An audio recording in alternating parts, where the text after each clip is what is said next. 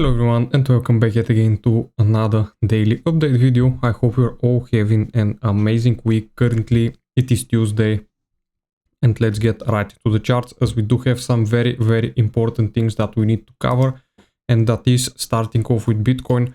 You can see Bitcoin did reach my target, which was that POC level right here, this high volume node. I have been talking about this target ever since we were down here at this weekly order block level. While everybody else was talking about a breakdown lower, we've had a nice bull thief, which is now perfectly playing out all the way up to this target. And as I said in my previous video, I am expecting a strong reaction actually at this level, but right now we are not getting one. And this could mean either two things: that we're gonna get a late reaction to the downside, or this level will not be acting as significant resistance and price will go back either to the monthly open level that we have right here sitting at around 73.6k, which is also the 200 weekly, the 200 moving average, excuse me. And also we do have that cluster of moving averages. If we move on the daily time frame, you can see it right here. The daily 200 EMA is sitting above the range highs, but the daily 50 and 100 EMA are perfectly aligned with the monthly open level. That is, if we get above this particular high volume node POC level that I'm talking about, then I believe we are going to see either the 50 EMA, which is sitting at 70.8k, or the 100 EMA, which is around 73, basically where the monthly open is. Those are right now the most important levels that you need to watch for. Hype right now, you know, our favorite altcoin on this channel, is doing perfect after bouncing from the 50 daily EMA right here. Hype did made a correction of 30% and right now we are up 38%. So still pretty bullish. This chart is still looking bullish. We might get a bit of a consolidation, or you could say a range here, or as of how things are looking right now, we might continue higher to around $82, which is the yearly R3 in the next 1 or 2 weeks. Basically, for the week, we do have a pivot level of 95, basically $96 for Hype, and this is still, you can see on the daily time frame. Excuse me, this was the monthly pivot. You can see right now we've hit the monthly open and the weekly R3 perfectly. And if we break the previous all-time highs, of course, we are going to be heading all the way up towards that monthly R3, which is sitting at $96. And we still have time until our RSI momentum on the daily gets in the overbought region right here at around 80.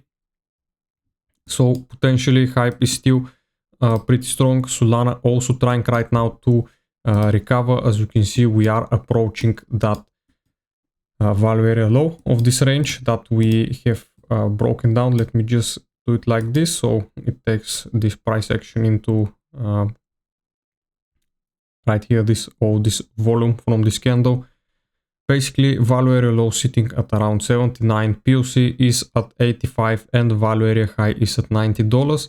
So from this bottom right here all the way up to the value area high, that would be 50% of a move. So this could basically either mean one thing, that this was the potential bottom for this bear cycle right here, because we don't have it right here on the basically it does not say like bull or bear diff like we do right here, but this is actually a perfect bullish divergence right here on the weekly time frame for Solana. So this could either be a bottom, because like $60 is the bottom and the previous bottom was $8. So this makes sense, since we are down from the basically last time from all-time high we made like 96% correction.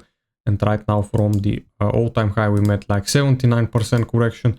So it must not be the exact same correction, but right now buying down 79% from all-time high, of course not a financial advice, but buying that far away from the all-time high is always good for long-term holding. Of course, as I said again, not a financial advice. Same thing for ETH right now. You can see on the weekly time frame we have printed right here that same weekly bullish divergence that we have. And so right now this could also be either the bottom or the temporary bottom for it. Basically it is in one big range that you can see right here. We have made from this bottom all the way right here. You can see this has been a range ever since. Basically you could say this is one big accumulation, and in the coming next year it is going to finally make new all-time highs, basically actually above 4K. We could still see Ethereum trading above 5,000, even to 6,000 or $7,000, but of course this won't happen in the next coming weeks or months. This I'm talking about years of consolidation. But anyways, let's look at some stocks right now. Nasdaq is still putting in trying to put in a new all-time high. We've gone back above the monthly open level. I think the S&P 500 is just about, it is just about to reach the monthly open level. If we manage to get back above it, then another sweep of the all-time highs is to be expected. The dollar right now is basically after bouncing from this resistance right here that I have been talking about the basically all the time in my previous videos. You can see right here is right now acting perfectly as a resistance, and potentially we are going to go down and retest the monthly pivot level, or basically if it gets even weaker, we are due for a correction down to this previous order block support that we have. And if prices even the dollar gets even weaker, if we get a rate cut basically tomorrow, it is not to be expected, so I don't think that the dollar will get that much weak. But if we get a rate cut, then of course the dollar will start pushing to the downside. We did have something I want to talk about. The Bank of Japan actually hiked their rates. Basically you can see it is in line with the expectations, and Japan Central Bank on Tuesday raised its policy rate to the highest in over 30 years at 1% right now. So since 1995 those rates have not been that high. Basically 30 years, this is history being made right now. And as I have told you, I did also expect for this to happen, and we got a rate cut from the Bank of Japan. Tomorrow we do have the rate cut expectations for the US. Basically, this will be also the new Fed chair, Kevin Walsh. This will be, I think, his first speech, and it will be his first, not that I think it. And as you can see, he was nominated actually by Trump, and Trump wants rates to be lower. So I do expect for this guy, Kevin Walsh, to actually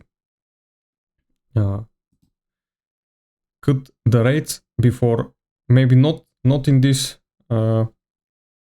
press conference, but in the next one, or the basically by the end of the year. I do expect that he will at least cut the rates one time. For now, let's get back to Bitcoin, enough of the fundamentals. On the short term, the 15-minute time frame, Bitcoin has been trading above the VWAP level, which is pretty nice to see. CVD, our delta is still rising high, which is nice to see, and this move is still considered healthy, even though we have some volatile news coming out tomorrow. Basically, still potentially this move will continue.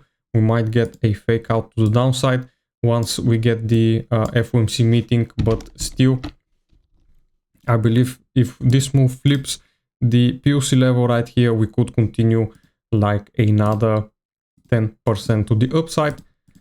Liquidation heat map is a bit concerning right now, since we took most of the liquidity right here at around 66. Basically this big cluster that we had, two clusters, you can see right here from 64.8 all the way up to 66.7.